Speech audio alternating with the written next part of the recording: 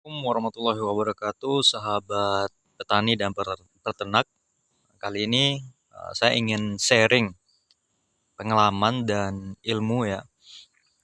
Bagaimana cara untuk menanam stek rumput pakcong, biovitas, dan jenis rumput gajahan lain yang lebih efektif gitu, agar lebih banyak yang hidup waktu ditanam. Nah, jadi untuk caranya. Nah, bagi teman-teman yang mungkin memesan dari jauh, seperti saya memesan ini dari Pulau Jawa ya, saya kirim ke daerah saya, ke Pulau Sumatera, di daerah Sumatera Barat. Nah, itu memakan waktu ekspedisi sekitar 10 hari. Nah, itu sangat lama ya, teman-teman, sangat berisiko terhadap stek batangnya itu menjadi layu ataupun menjadi busuk. Nah, saya mensiasatinya yang pertama dengan cara meminta kepada supplier bibit rumputnya itu untuk memotong steknya itu lebih panjang. Nah, saya meminta minimal sekitar 4 ruas per stek batangnya. Jadi saya minta panjang-panjang. Nah, kalau steknya itu lebih panjang, itu daya tahan terhadap kekeringan dan busuk juga lebih tinggi. Dan alhamdulillah setelah pengiriman dari Pulau Jawa ke Pulau Sumatera, itu steknya masih segar-segar semuanya. Tidak ada yang kekeringan, tidak ada yang busuk. Nah, jika teman-teman memesan dari jauh, yang pertama itu tipsnya yang tadi, pesan dengan steknya lebih panjang. Yang kedua, setelah setelah mendapatkan stek atau setelah ada stek rumputnya, yang kedua caranya itu direndam sekitar 1 jam atau 2 jam di dalam air ya. Setelah direndam, nah saya sarankan untuk ditaruh di atas tanah ya, dan di atasnya dihimpit dengan pelepah seperti pelepah sawit, pelepah pinang ataupun pelepah kelapa gitu.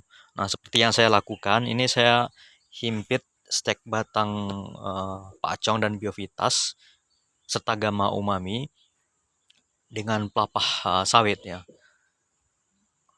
Pelepah sawit yang sudah kering sebenarnya juga tidak apa-apa, pelepah yang masih segar hijau, tapi saya hanya ada pelepah kering, saya pakai untuk menutupinya agar steknya itu tidak kekeringan di waktu siang hari, dan juga air yang ada di dalam steknya itu tidak cepat menguap karena sinar matahari. Nah, usahakan untuk steknya itu ditaruh di tempat yang tidak terkena cahaya matahari langsung ya, teman-teman. Ya, saya ini taruh di bawah pohon kelapa.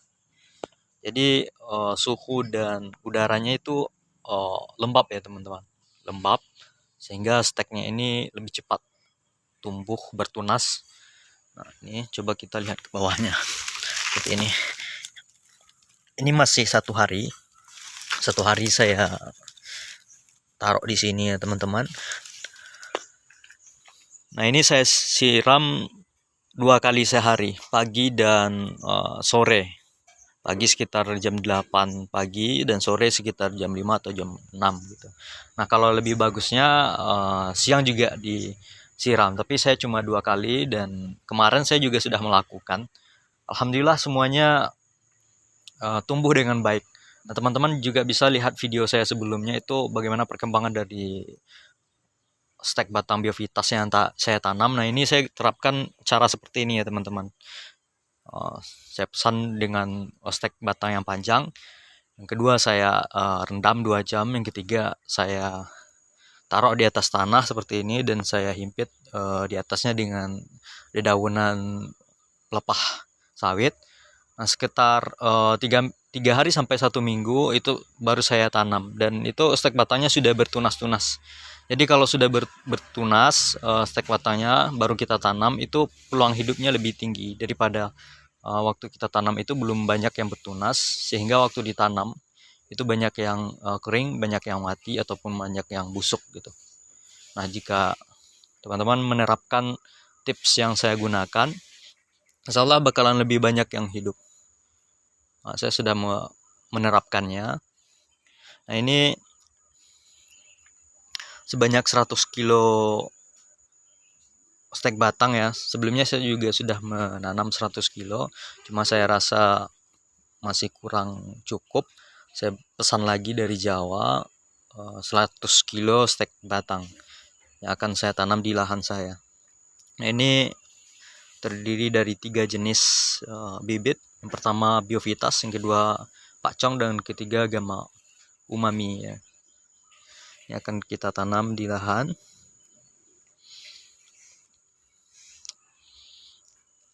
Mungkin itu saja dulu tips tentang bagaimana cara menanam stek batang rumput gajahan seperti Pakcong, Biovitas, Gamma Umami agar lebih mudah tumbuh ya.